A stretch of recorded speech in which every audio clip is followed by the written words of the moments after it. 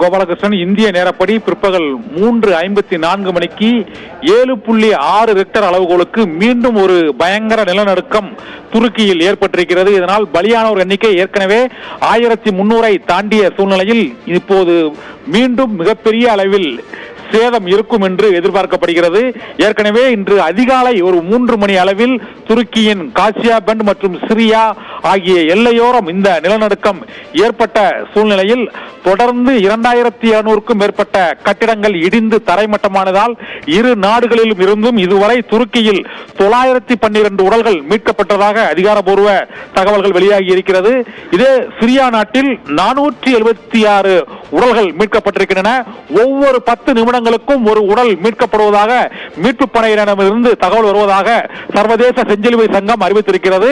இந்த மீட்பு பணிகள் நடைபெற்றுக் கொண்டிருக்கும் போதே இப்போது மீண்டும் சற்று நேரத்திற்கு முன்பாக 3:54 மணிக்கு மற்றொரு சக்தி வாய்ந்த நிலநடுக்கம் பதிவாகி இருப்பதாக தகவல்கள் வெளியாகி இருக்கின்றன.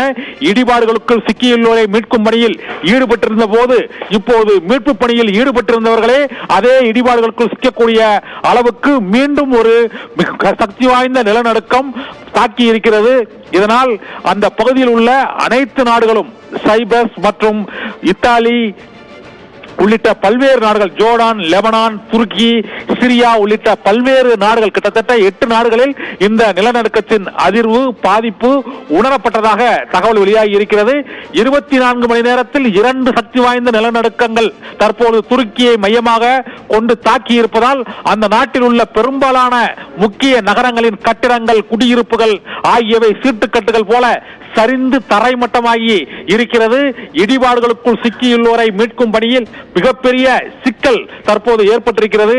ஏனென்றால் காலையில் 7.8 ரிக்டர் அளவுக்கு ஒரு சக்தி வாய்ந்த நிலநடுக்கத்தின் ஏற்பட்ட பெரிய சேதத்தை கணக்கிட்டு அங்கு மீட்பு பணிகளை நடத்தி கொண்டிருக்கக்கூடிய இந்த சூழ்நிலையில் இப்போது மீண்டும் அதே சக்தி வாய்ந்த நிலநடுக்கம் ஏற்பட்டிருப்பதால் கிட்டத்தட்ட 8 நாடுகளில் அந்த பாதிப்பு உணரப்பட்டதாக கூறப்படுகிறது. துருக்கியும் சிரியாவும் மிகப்பெரிய அளவில் பாதிப்பை அடைந்திருக்கிறது. இதுவரை 1300 உடல்கள் மீட்கப்பட்டிருக்கின்றன. 1700க்கும் மேற்பட்ட கட்டிடங்கள் இருந்து தரைமட்டமாகி இருக்கின்றன. குடியிருப்புகள், வணிக வளாகங்கள், கட்டிடங்கள், முக்கிய சாலைகள், பாலங்கள் என ஒட்டுமொத்த துருக்கியுமே தற்பொழுது ஸ்தம்பித்து போய் அங்கு அவசர நிலை பிரகடனம் செய்யப்பட்டிருக்கிறது.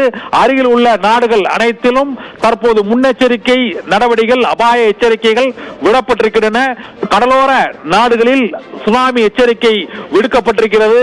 இதனால் துருக்கி மற்றும் சிரியா அதை ஒட்டியுள்ள பல்வேறு நாடுகளான லெபனான், ஜோர்டான், சைப்ரஸ் உள்ளிட்ட பல்வேறு நாடுகளிலும் இதே போன்று நிலநடுக்கத்தை எதிர்கொள்வதற்கு தேவையான முன்னெச்சரிக்கை நடவடிக்கைகளை மேற்கொள்ள வேண்டும் என்றும் உலகம் முழுவதிலும் இருந்து பல்வேறு நாடுகளில் இருந்து அதிநவீன கருவிகளுடன் அங்கு மீட்பு படைகளும் விரைந்திருப்பதாக தகவல்கள் தெரிவிக்கின்றன. கோபாலகிருஷ்ணன்.